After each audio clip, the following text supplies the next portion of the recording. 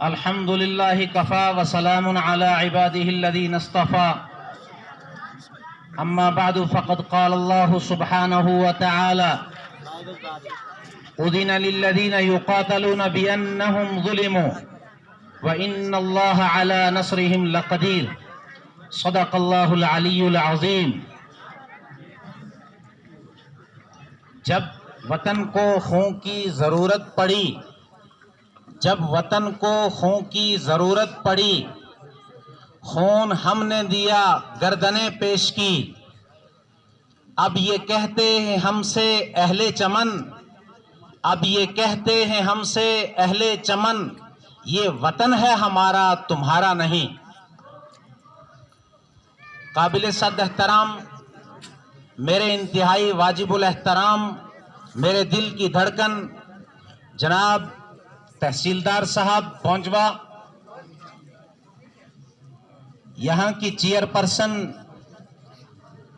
BDC madam साहिबा, उनके साथ तशरीफ फरमा डीडीसी साहिबा, जनाब चौकी अफसर साहब, बीडीओ साहब, स्कूल के, यहाँ के स्कूल के और ऊपर पतनाजी स्कूल के प्रिंसिपल साहिबान, असातिज़ा किराम, लेक्चरर हजरात,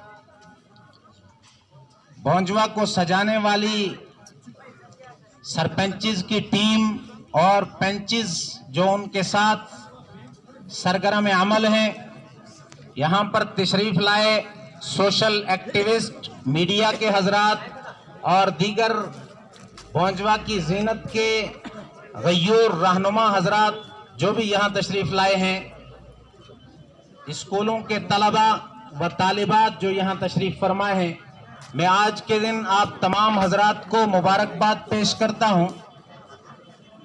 साथ साथ में अर्ज करता चलूँ कि आज का दिन हमारे मुल्क की तारीख के अंदर यौम जमहूरिया के नाम से याद किया जाता है। जमहूरियत जमहूर से ली गई है। जमहूर के माना है अक्सर, यानी जहां अक्सरियती राय है उस राय को इख्तियार करके मुल्क के हर काम को तय करने का नाम जमहूरियत है। इसी को डेमोक्रेसी कहते हैं। शायद कोई शख्स ये समझ रहा हो कि ये अंग्रेजी जबान का लफ्ज है। डेमोक्रेसी अंग्रेजी जबान का नहीं बल्कि यूनानी जबान का लफ्ज है। और इसी तरह से हमारा ये मुल्क आज 26 जनवरी की याद में जो प्रोग्राम मना रहा है, इन प्रोग्रामों के मनाने का कोई मकसद है, कोई मिशन है, कोई मतलब है। आज अगर प्रोग्राम में शरीक होके हम गाए भी, नाचे भी, खुशियां भी मनाई, खाए भी, पिए भी, लेकिन मकसद को याद नहीं किया तो सच्ची बात यह है कि मकसद हमसे फौत हो चुका है। इसलिए मैं आप तमाम हजरात से गुजारिश करूं कि बहुत मुख्तसर वक्त में मगर जामे अंदाज में यौम जमहूरिया के मुताल्लिक चंद बातें अर्ज करने की जसारत करूंगा। अल्लाह तबारक व तआला हम सबको इस मुल्क की कदरों को पहचानने की तौफीक नसीब फरमाए। मेरे दोस्तों, 15 अगस्त 1947 में हमारा मुल्क अंग्रेजी साम्राज्य से आजाद हुआ। हमें 15 अगस्त तो याद रहा, लेकिन वो याद नहीं रहा जब 1701 में वास्को डी गामा बहरी बेड़े के जरिए से अंग्रेज साम्राज्य इस मुल्क के अंदर दाखिल हुआ। फिर 1757 की पहली जंग जो लड़ी गई वो हमें याद ना रही।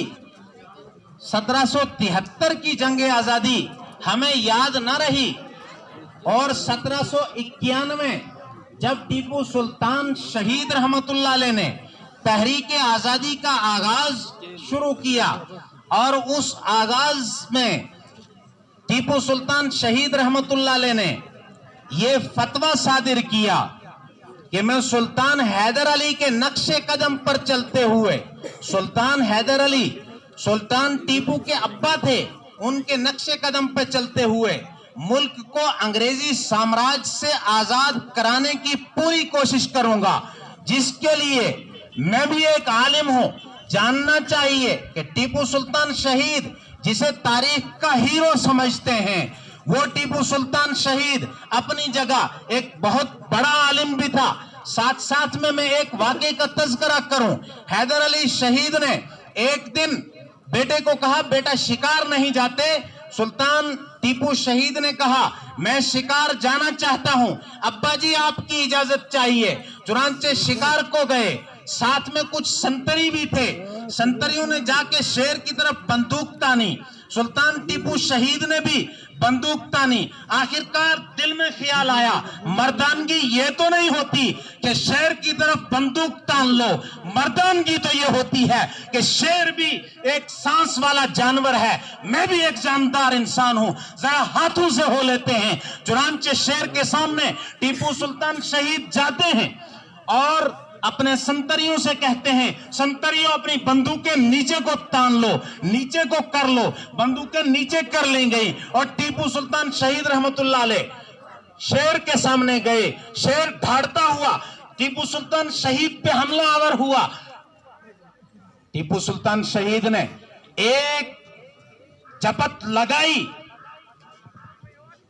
और जस्त मारने के बाद शेर का नीचे वाला जबड़ा हाथ में पकड़ लिया। शेर को खींच के नीचे वाला जबड़ा पांव के नीचे रखा, ऊपर वाले जबड़े को हाथों से खींचा और शेर को फाड़कर 2 हिस्से करके जमीन पे गिराया।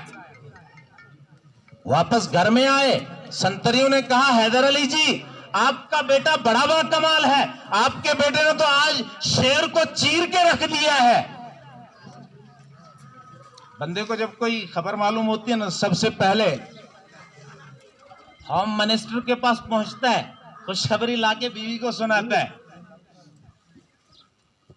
हैदर अली ने जाके अपनी बीवी को सुनाया, बेगम साहिबा आज बेटे ने कमाल कर दिया। बेटा तो मेरा है ना, मैं तो बादशाह हूं, मैं बहादुर, बेटा क्यों बहादुर ना हो? जरा मेरे बेटे की बहादुरी सुनो, आज शेर को चीर के 2 हिस्से कर दिए। कहा सुल्तान साहब ये आपका कमाल नहीं, ये मेरा कमाल है। मां ने पूछा तेरा कमाल कहां से आ गया? हैदर अली को बेगम साहिबा कहने लगी, मेरा कमाल यूं है कि जब बेटों को दूध पिलाने वाली मां अच्छे तरीके से दूध पिलाती है तो बेटे इतने ही बहादुर हुआ करते हैं। मुझे याद है मैंने कभी बगैर वुजू किए और बगैर 2 रकात नमाज पढ़े इसको दूध नहीं पिलाया है। जब मैंने ऐसा किया है तो ये इतना ही बहादुर ना होता तो क्या होता। वही टीपू सुल्तान शहीद 1799 में शहीद कर दिए गए और अंग्रेज को यह महसूस हुआ कि अब हमने अपने मुखालिफ को मात दे दी है, अब हमारे सामने खड़ा होने के काबिल हिंदुस्तान की सरजमी पर कोई नहीं है, लिहाजा हम ऐश से मुल्क को चलाएंगे, खाएंगे, लूटेंगे, जाएंगे। चुनांचे इसी फार्मूले पर अमल होता रहा। 1803 में फिर से उमंग जागी और शाह अब्दुल अजीज साहब, जो शाह वलीउल्लाह मुहद्दिस दहलवी के बेटे थे, ने इस बागडोर को संभाला और फिर यह फतवा सादिर किया कि मैं शाह वलीउल्लाह के खानदान का सपूत हूं। मैं बरसरे मिंबर यह ऐलान करता हूं कि हमारा वो अजीज तरीन मुल्क जो हमारे रहने और सहने की जगह थी आज गुलाम हो चुका है, अंग्रेज उस पर काबिज हो चुका है। जब अंग्रेज काबिज है तो उस मुल्क में हमें रहने में बड़ी दिक्कतें आ रही हैं, लिहाजा ये गुलाम मुल्क इन कदरों तक पहुंच चुका है कि अब इसमें जिहाद फर्ज हो जाना चाहिए और फतवा जिहाद दिया गया। चुनांची इस फतवे को लेकर एक पूरी खेप खड़ी हुई। मौलाना शाह अब्दुल अजीज साहब रहमतुल्लाह अलैह हिंदुस्तान के दूसरे नंबर के उस्ताद कहलाते हैं, जिनके दौर में दिल्ली के अंदर 1000 मदारिस थे। अंग्रेज ने शाह अब्दुल अजीज के फतवे को बहाना बनाकर दिल्ली के 1000 मदारिस को शहीद करना शुरू किया और मदारिस को खत्म कर दिया गया और दिल्ली के तख्त से यह ऐलान कर दिया कि अब मुल्क के अंदर कोई मदरसा नहीं रहेगा, इस मुल्क के अंदर कोई दीनी तालीम नहीं पढ़ाएगा। हम आज इस पर पाबंदी लगा देते हैं और मदरसों की फंडिंग को रोक देते हैं। चुनांचे 1000 मदारिस को शहीद किया गया और जा बजा उलमा को शहीद किया जाने लगा। जो मौलवी जहां सर उठाए उसको वहीं कुचल दिया जाए, जो मौलवी जहां तकरीर करे उसकी जबान वहीं रोक दी जाए और इसी तरह का नंगा नाच चला जाता रहा।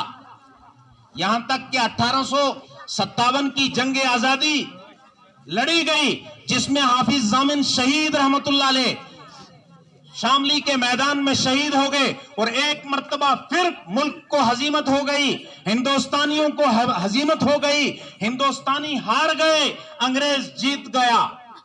लेकिन ये जीत इतनी सख्त अंग्रेज को महसूस हुई कि अंग्रेज कहने लगा अब न रहा बांस न बजे बांसुरी, अब हमारे खिलाफ खड़ा होने के काबिल कोई नहीं है। हमने मौलवियों की जड़ ही उखाड़ के फेंक दी है। हाँ, तारीख को छानते जाइए, आपको नजर आएगा कि मौलाना कासिम नानोतवी रहमतुल्लाह अलैह जब 1857 की जंग आजादी में खुद बनफ्से नफीस शरीक थे, महसूस कर गए कि अब हमारा वजूद इस मुल्क के अंदर बावजूद नहीं हो सकता। अब कासा लेसी करने वाले, पलेटें चाटने वाले, सर का खिताब लेने वाले ही इस मुल्क की बागडोर संभाल सकेंगे, हमें कोई नहीं पूछेगा। चुनांचे मौलाना कासिम नानोतवी रहमतुल्लाह अलैह ने 1863 के अंदर दारुल उलूम देवबंद की बुनियाद रखी और 1863 में बाज़ाब्ता तहरीक रेशमी रुमाल शुरू की। लोग पूछते हैं ये तहरीक रेशमी रुमाल क्या है? आज इस हायर सेकेंडरी के स्कूल के ग्राउंड में मैं आपके सामने इसकी भी वजाहत कर दूं कि तारीख के अंदर जिस तहरीक रेशमी रुमाल का नाम आता है वो तहरीक रेशमी रुमाल क्या है? जिस वक्त में अंग्रेज ने पाबंदी लगाई कि 1857 के खिलाफ हमारे खिलाफ कोई नहीं बोलेगा, कोई खुतूत नहीं चलेंगे, कोई जलसा नहीं होगा, तो मौलाना कासिम नानोतवी रहमतुल्लाह अलैह ने रुमालों पर रेशम से खत लिखवाने शुरू किए फूलों की शक्ल में। वही रेशमी रुमाल की तहरीक चली। जहां जहां कोई आलिम था, जहां जहां कहीं कोई मुफक्किर था, इस मुल्क के बारे में सोचने वाला था, डॉक्टर अंबेडकर अमेरिका में था, अबुल कलाम आजाद लंदन में था, मोहम्मद अली जौहर लंदन में था। जी हां, ये और डॉक्टर जाकिर हुसैन लंदन में थे। ये सारे के सारे उन मुल्कों के अंदर थे। तहरीक रेशमी रुमाल के खतूत के जरिए से इनको मुत्तला किया गया कि तुम ब्रिटिश मुल्कों के अंदर जरूर हो, लेकिन इन ब्रिटिश मुल्कों से तुम्हें हिंदुस्तान की मिट्टी की वफादारी सीखनी है। चुनांचे शेखुल हिंद जुस्से के एतबार से बहुत कमजोर आदमी मौलाना कासिम नानोतवी की दरसगाह में इसी दारुल उलूम देवबंद के अंदर दाखिला लेते हैं और यहां पर पढ़ना शुरू करते हैं। सूए किस्मती की वजह से 2 साल बाद मौलाना कासिम नानोतवी चले जाते हैं। इत्तिफाक आता है, कुरा डाला जाता है, नाम मौलाना महमूद हसन शेखुल हिंद का निकलता है कि शेखुल हिंद अब इस मुल्क के अंदर जिहाद आजादी की बागडोर संभालेंगे। शेखुल हिंद अपने बाजुओं को देखते हैं, मेरे बाजू तो कमजोर हैं, मैं तो बहुत नहीफ हूं, मैं तो मुजाहिदाना किरदार अदा करने के काबिल नहीं हूं, फिर वो कैसे हो कि मैं मुल्क को आजाद करा सकूं। 1883 तक रेशमी रुमाल की तहरीक चलती रही और साथ में दारुल उलूम देवबंद में एक अंजुमन कायम की गई, जिस अंजुमन में तलबा को यह सबक पढ़ाया जाता रहा कि तुम्हें इस मुल्क को आजाद कराना है, इसके लिए अपना खून देना है, अपना सर कटाना है। जिस वक्त में तुम्हारे सर पे आए, सर को झुकाना नहीं, कटाना है। चुनांचे वो अंजुमन जब 1883 में उस अंजुमन पर पाबंदी लगी, तो 1883 में मौलाना उबैदुल्लाह सिंधी की सरकर्दगी में एक दूसरी अंजुमन कायम की गई। मौलाना उबैदुल्लाह सिंधी को उसका प्रेसिडेंट मुकर्रर किया गया। 1891 में मौलाना उबैदुल्लाह सिंधी के खिलाफ अंग्रेज के मैदान में तहरीक चली और मौलाना उबैदुल्लाह सिंधी पे पाबंदी लग गई। मौलाना शेखुल हिंद रहमतुल्लाह ने अपने शागिर्द हजरत मौलाना उबैदुल्लाह सिंधी से कहा, आप सदर होने से इस्तीफा पेश करें। चुनांचे इस्तीफा पेश किया और दोबारा दिल्ली के अंदर एक मदरसा खोला नजारतुल मारिफ के नाम से, और नजारतुल मारिफ में दिल्ली के अंदर बैठकर अंग्रेज के खिलाफ तहरीक का आगाज किया गया। वो तहरीक खामोशी के साथ चलती रही। इधर से 1863 में जो कांग्रेस बनी हुई थी, 1883 में मौलाना अबुल कलाम आजाद और करमदास मोहनचंद करमदास गांधी वगैरह इन हजरात ने मिलके कांग्रेस पे 1883 में कब्जा किया। मुत्तहिदा जिद्दोजहद चली और चलने के बाद में 1857 की जंग 1947 तक ये तहरीकें चलती रही और मुल्क आजाद हुआ। आज जिस मुल्क के रसगुल्ले, जिस मुल्क की रोटियां, जिस मुल्क का सारा कुछ कच्चा चट्टा बना हुआ हम खा रहे हैं, पी रहे हैं, डकारे मार रहे हैं, ये मुल्क इन कुर्बानियों के बाद में वजूद में आया है। मेरे दोस्तों, आज किसान को कुचलना आसान है, आज मुसलमान को देशद्रोह कहना आसान है। आज यहां पर किसी भी शख्स पे ये बात कह के पाबंदी लगाना कि ये मुल्क का गद्दार है आसान है, लेकिन जब गर्दन कटाने की बारी थी, जब फतवे देने की बारी थी, जब मुल्क को कुर्बानियों की जरूरत थी, उस वक्त में मुसलमान तख्ते-ए-दार पे था, मुसलमान तलवार के नीचे था, मुसलमान सामने खड़ा था। और यही वजह है कि मैंने खुतबे में आप हजरात से के सामने एक शेर पढ़ा, जब वतन को खून की जरूरत पड़ी, जब वतन को खून की जरूरत पड़ी, खून हमने दिया, गर्दनें पेश की। अब जबकि बरसरे इक्तदार तू है, इक्तदार तेरा है, जरूर है।